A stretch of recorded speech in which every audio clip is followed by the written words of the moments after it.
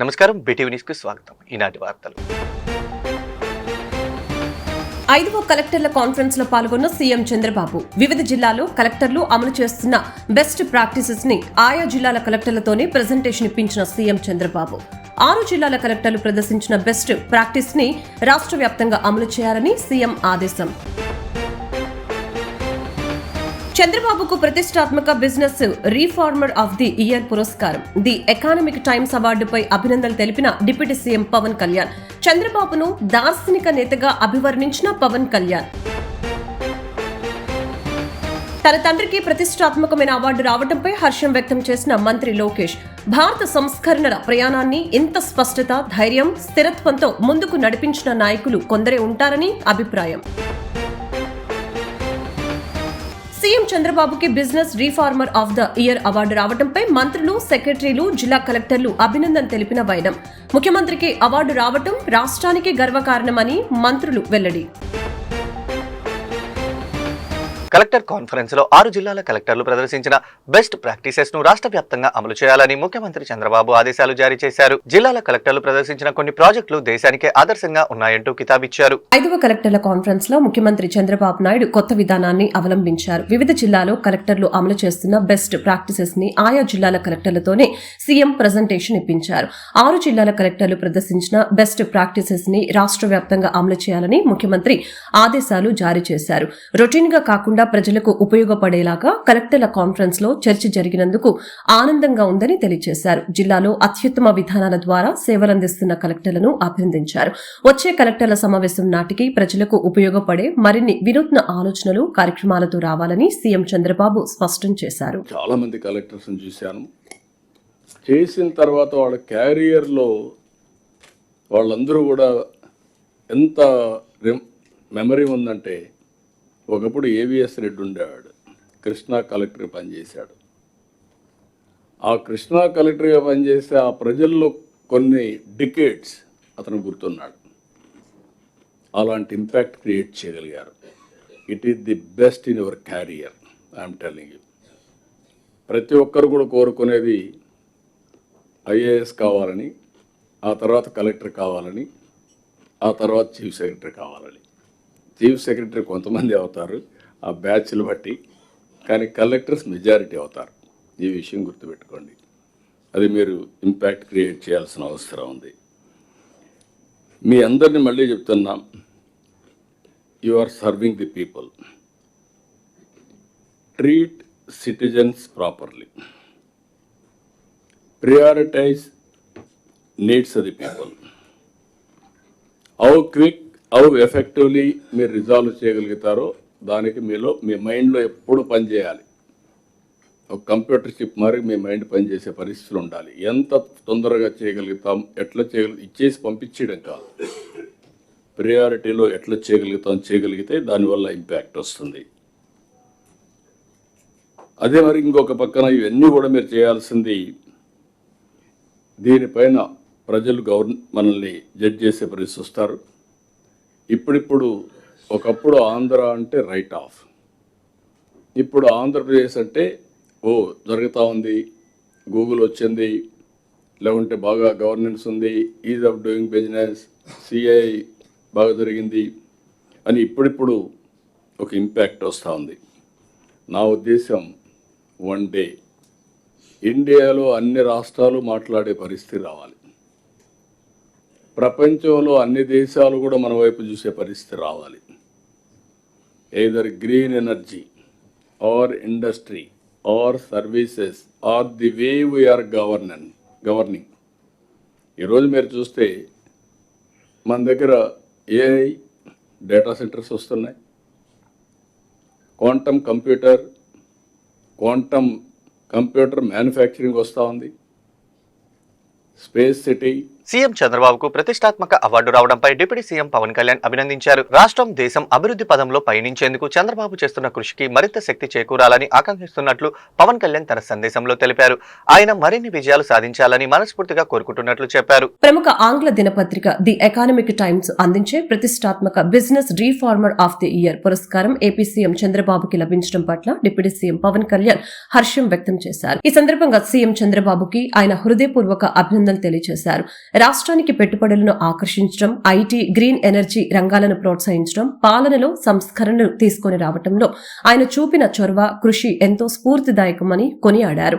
ఆయన చేపట్టిన కార్యక్రమాలు స్వర్ణాంధ్ర 2047 లక్ష్య సాధనకు మార్గం సుగమం చేస్తున్నాయని పవన్ కళ్యాణ్ పేర్కొన్నారు. సీఎం చంద్రబాబుకు ప్రతిష్టాత్మక పురస్కారం లభించింది. ప్రముఖ వాణిజ్య పత్రిక ది ఎకనామిక్ టైమ్స్ ఆయన్ను business reformer of the year అవార్డుతో సత్కరించింది. ఈ విషయాన్ని రాష్ట్ర ఐటీ, మానవ వనరుల శాఖ మంత్రి నారా లోకేష్ ఎక్స్ వేదికగా వెల్లడించారు. ఈ అవార్డు రావడంపై లోకేష్ హర్షం వ్యక్తం చేశారు. ఇది మా కుటుంబానికే కాకుండా ఆంధ్రప్రదేశ్ కూడా గర్వకారమైన క్షణమని, భారత సంస్కరణల ప్రయాణాన్ని ఇంత స్పష్టత, ధైర్యం, స్థిరత్వంతో ముందుకు నడిపించే నాయకులు కొందరే ఉంటారని తన పోస్టులో పేర్కొన్నారు. సీఎం చంద్రబాబుకు business reform of the year award రావడంతో మంత్రులు, సెక్రటరీ, జిల్లాలు, కలెక్టర్లు అభినందనలు తెలిపారు. ధైర్యంతో సంస్కరణలు చేయడం చంద్రబాబుకే సాధ్యమన్న మంత్రి పాయలో ప్రస్తావించారు. ముఖ్యమంత్రికి అవార్డు రావడం రాష్ట్రానికి గర్వకారణమని అచ్చెన్నాయుడు తెలిపారు. టీం వర్క్ తోనే బిజినెస్ రీఫార్మ్ అవార్డు దక్కిందని సీఎం వ్యాఖ్యానించారు. ముఖ్యమంత్రి చంద్రబాబు నాయుడికి economic times business reformer of the year award ప్రకటించడం పట్ల పలువురు మంత్రులు, అధికారులు, జిల్లా కలెక్టర్లు శుభాకాంక్షలు తెలియజేశారు. ముఖ్యమంత్రి చంద్రబాబు గడిచిన 18 నెలల కాలంలో వివిధ సంస్కరణలు అమలు చేశారు. రాష్ట్రానికి పెట్టుబడులను ఆకర్షించేలా ఇప్పటికే 25 పాలసీలు తెచ్చారు. దీంతో పాటు దేశంలో ఏ రాష్ట్ర ప్రభుత్వం చేయని విధంగా పెట్టుబడిదారులకు ఇచ్చే ప్రోత్సాహకాల కోసం ఎస్క్రో ఖాతా తెరవాలని నిర్ణయించారు. ఇలాంటి అనేక పాలసీలను రూపొందించిన సీఎం చంద్రబాబుకి గుర్తింపుగా ఎకానమిక్ టైమ్స్ అవార్డు ప్రకటించింది. Business reformer of the year గా సీఎం చంద్రబాబును దేశంలోని వివిధ ప్రముఖులతో కూడిన జ్యూరీ ఎంపిక చేసింది. మంత్రులు, సీఎస్ కార్యదర్శులు, జిల్లా కలెక్టర్లు ముఖ్యమంత్రిని అభినందించారు. సీఎం చంద్రబాబుకు ఎకానమిక్ అవార్డు రావడంపై కలెక్టర్ల కాన్ఫరెన్స్ లో మంత్రులు అచ్చెన్నాయుడు, పయ్యావుల కేశవ్ మాట్లాడారు. అచ్చెన్నాయుడు మాట్లాడుతూ ఎకానమిక్ టైమ్స్ సంస్థ సీఎం చంద్రబాబుకు ఈ అవార్డును ప్రకటించడం రాష్ట్రానికి గర్వకారణమని తెలియజేశారు. తనకు అవార్డు దక్కటంపై మంత్రులు, అధికారులు, జిల్లా కలెక్టర్లు అభినందనలు తెలపడంపై సీఎం చంద్రబాబు నాయుడు స్పందించారు. ఈ తరహా అవార్డులు ఎప్పుడు తాను స్వీకరించలేదని, విదేశీ యూనివర్సిటీలు డాక్టరేట్ ఇస్తామన్నా సున్నితంగా తిరస్కరించారని గుర్తు చేశారు. ఈ అవార్డు రావటం వెనుక క్రెడిట్ అంతా నా సహచరులు, అధికారులు, జిల్లా కలెక్టర్లదేనని నొక్కి వక్కారించారు. వాళ్ళని చూస్తే కూడా అందరూ కేంద్రంలో ఉన్నటువంటి వాళ్లే సార్. ఎప్పుడు ఏ స్టేట్ కి చీఫ్ మినిస్టర్ కనిపించలేదు సార్. ఇప్పుడున్నటువంటి news state we are proud sir.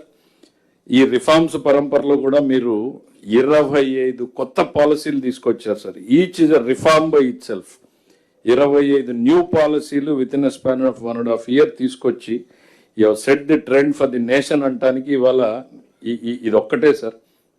ఈ title Naidu was seen by the panel as an exemplar of a new model of political leadership, the original CEO chief minister. This is what the news has to say, and there are a lot of things which everybody must read, sir.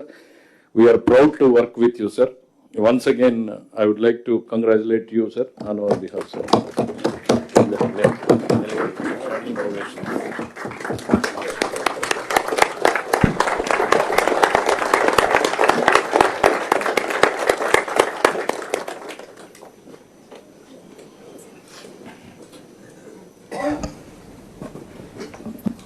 అందరికీ నమస్కారాలు. 18 months మనం 5వ conference పెట్టుకున్నాం. అయితే ఈ 18 monthsలో ఈరోజు కొంతమంది recognise, జనరల్గా నేను ఈ అవార్డ్స్ ఎప్పుడు తీసుకోలేదు. కొన్ని ఫారిన్ యూనివర్సిటీస్ కూడా పిహెచ్డి ఇస్తా ఉంటే, ఆనరీ డాక్టరేట్ ఇస్తా ఉంటే నేను పొలైట్గానే రిఫ్యూజ్ చేశాను. ఈరోజు కేశవ్ గారు చెప్పిన దానికి రెఫరెన్స్ చూస్తే ఎంటైర్ క్రెడిట్ గోస్ టు నా కొలీగ్స్, ఇద్దరు కలెక్టరేట్లు కానీ, మీరు కలెక్టర్స్ కానీ, హెడ్ ఆఫ్ డిపార్ట్మెంట్స్ కానీ, ఈ పక్కండే మినిస్టర్స్ అండ్ సీనియర్ సెక్రటరీస్.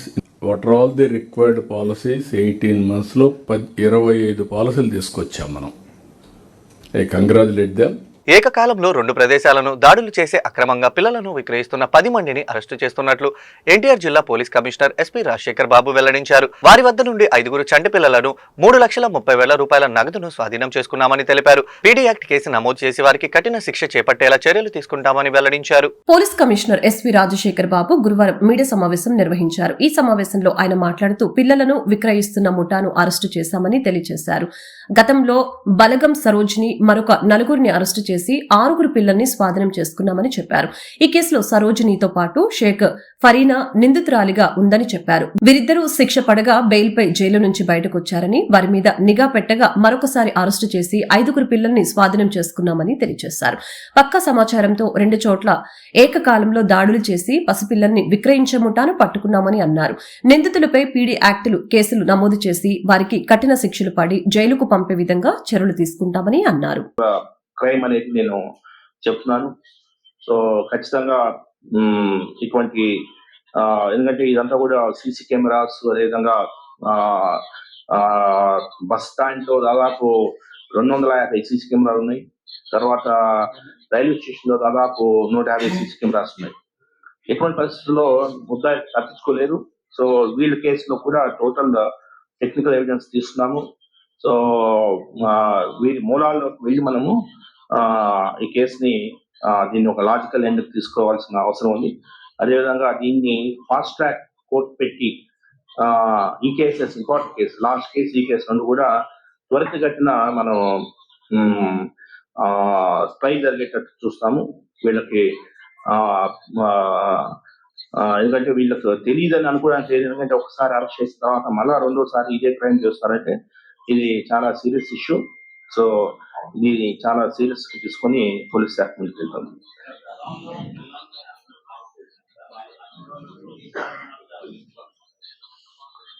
ఇంకా ఇక్కడ అమ్మలేదు.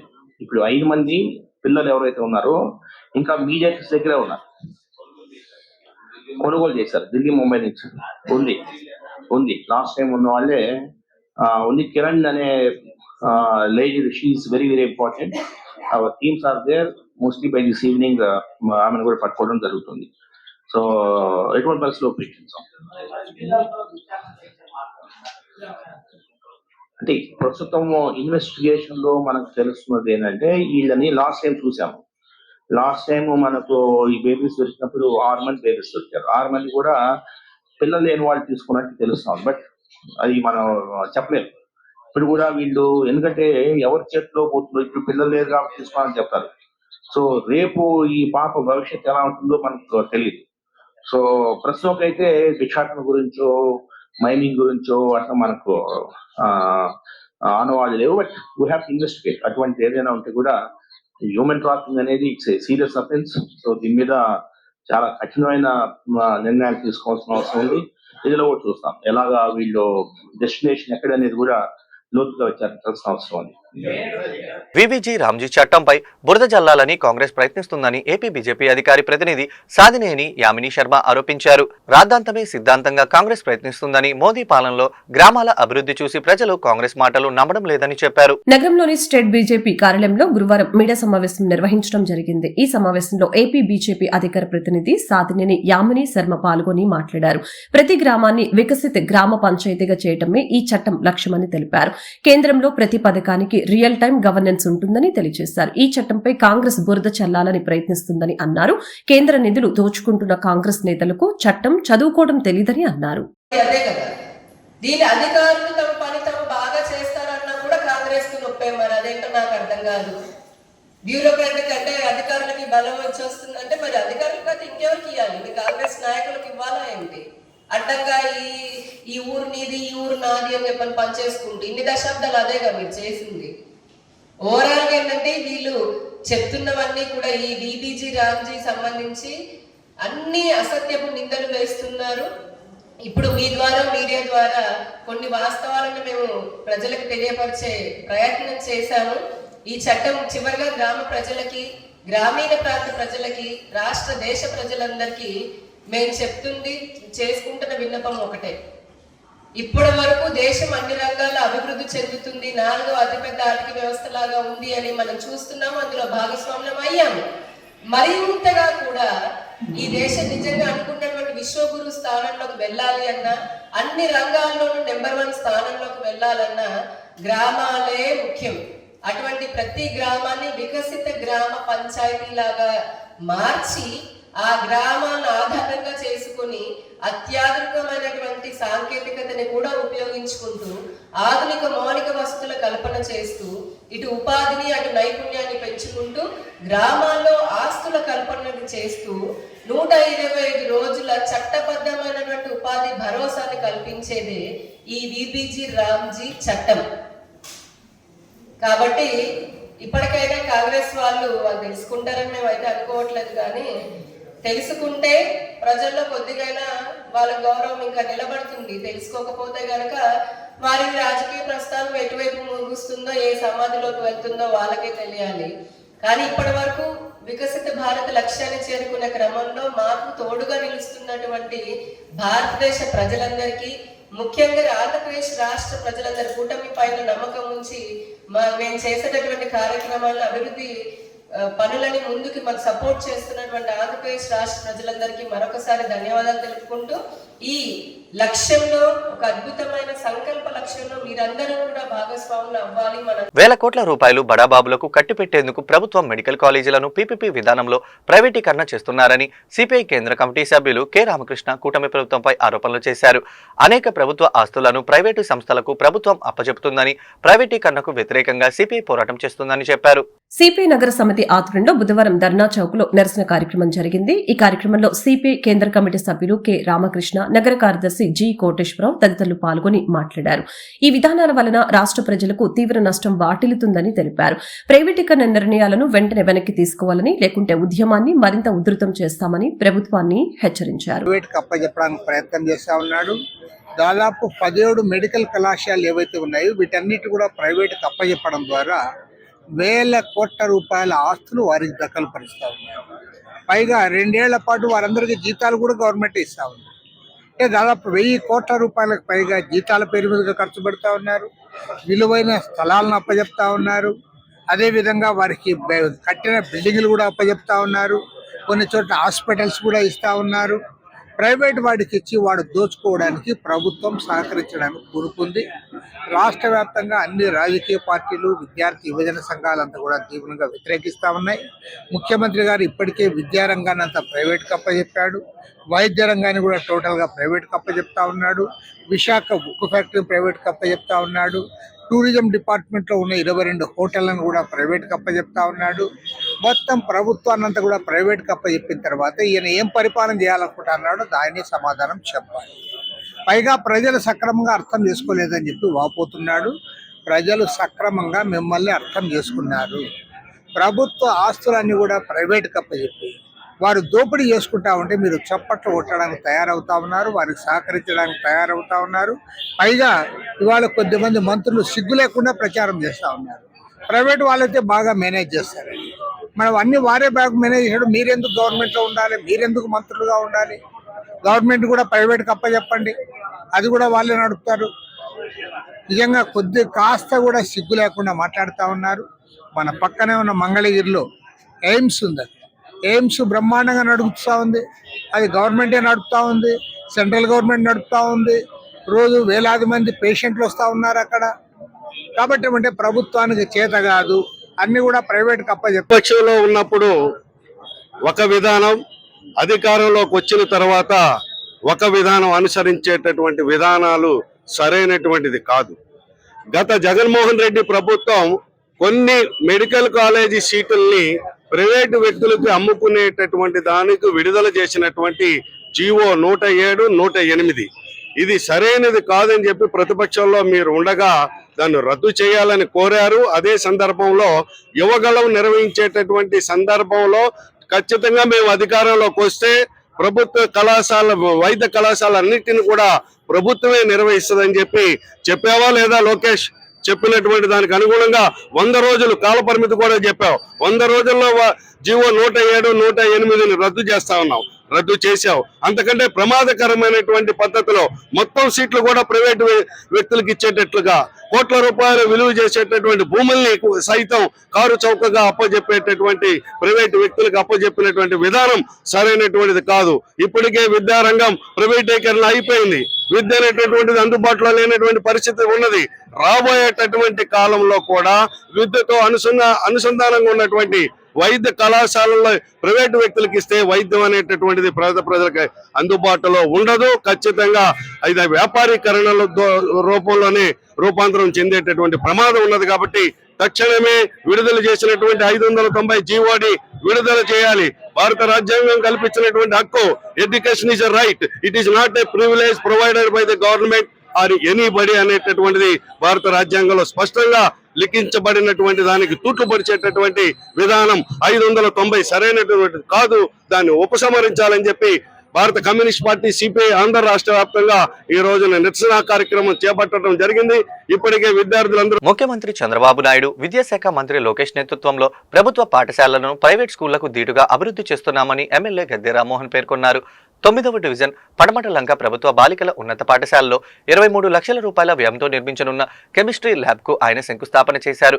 మధ్యాహ్న భోజనం పథకంలో సన్న బియ్యం వాడటం వల్ల విద్యార్థుల హాజరు శాతం గణనీయంగా పెరిగిందని పేర్కొన్నారు. విజయవాడ తూర్పు నియోజకవర్గ పరిధిలోని 9వ డివిజన్ పటమటలంక ప్రభుత్వ బాలికల ఉన్నత పాఠశాలలో 23 లక్షల రూపాయల వ్యయంతో నిర్మించనున్న కెమిస్ట్రీ ల్యాబ్కు ఎమ్మెల్యే గద్దె రామ్మోహన్ శంకుస్థాపన చేశారు. అలాగనే ఉజ్జయిని బ్యాంకు వారు 10 లక్షల రూపాయల CSR నిధులతో విద్యార్థినుల కోసం డైనింగ్ హాల్ నిర్మించేందుకు ముందుకు రావటం అభినందనీయమని, ఆ పనులు కూడా త్వరలోనే ప్రారంభమవుతాయని పేర్కొన్నారు.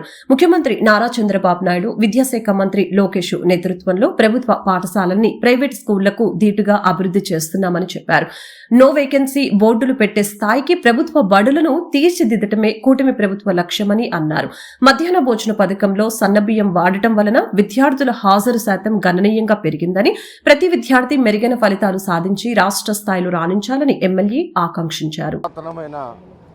మహిళా స్కూలు కొమ్మ సీతారామయ్య బాలికోన్నత పాఠశాల ఇక్కడే ఇంటర్మీడియట్ కూడా ఇవ్వటం జరిగింది. దీనికి అన్ని సౌకర్యాల కల్పన కోసం ఈ రోజున 23 లక్షలతో కెమిస్ట్రీ ల్యాబ్ నిర్మాణానికి శంకుస్థాపన చేసుకోవడం జరిగింది. అదేవిధంగా ఇక్కడ మహిళలందరూ బాలికలందరూ కూడా చక్కగా మంచి వాతావరణంలో భోజనం చేయడానికి ఒక డైనింగ్ హాల్ నిర్మాణానికి ఉజ్జయిని బ్యాంక్ వారు ముందుకొచ్చి 10 లక్షల రూపాయలు CSR యాక్టివిటీ కింద ఇచ్చి దాన్ని కూడా తొందరలో మొదలు పెట్టబోతూ ఉన్నారు.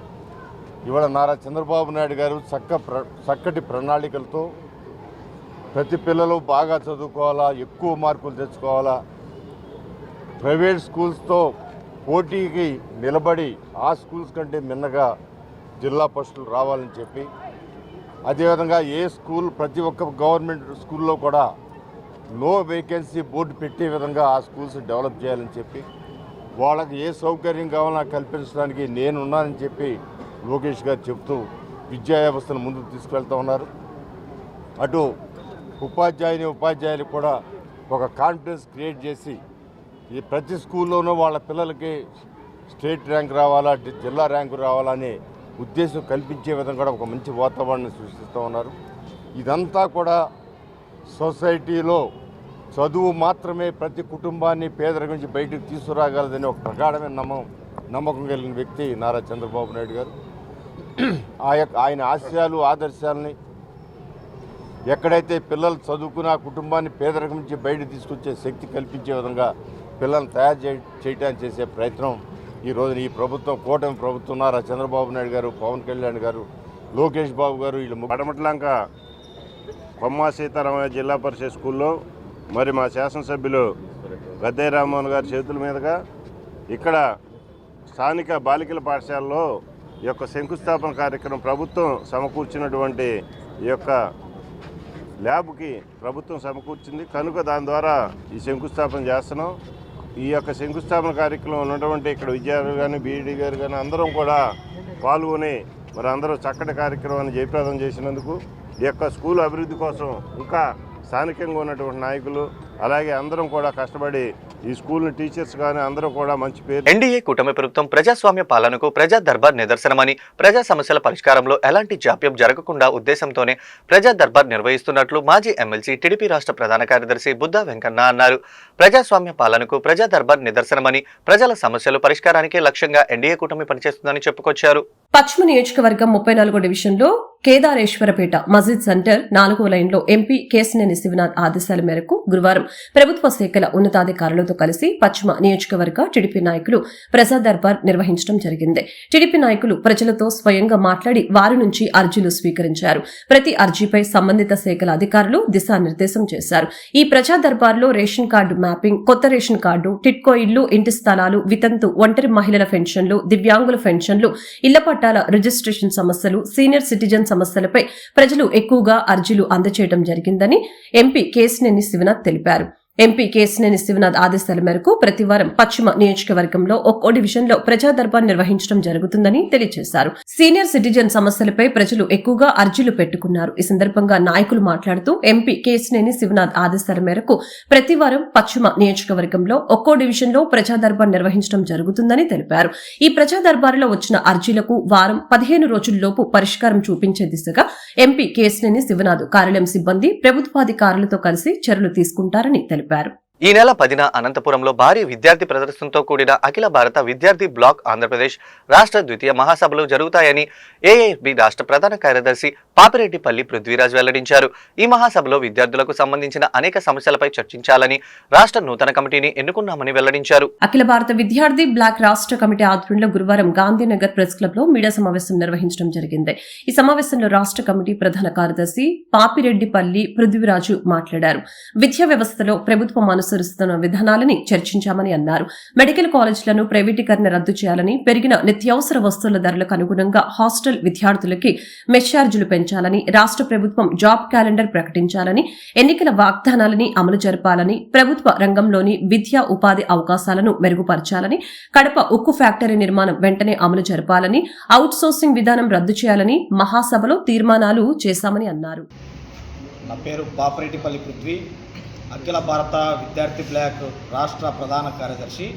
మరి ఈ రాష్ట్రంలో నెలకొన్నటువంటి విద్యారంగ సమస్యలను పరిష్కరించాలా, ఎందుకంటే ఈరోజు ప్రధాన డిమాండ్స్తో మరి ఈరోజు విజయవాడ నందు విలేకరుల సమావేశం ఏర్పాటు చేయడం జరిగింది.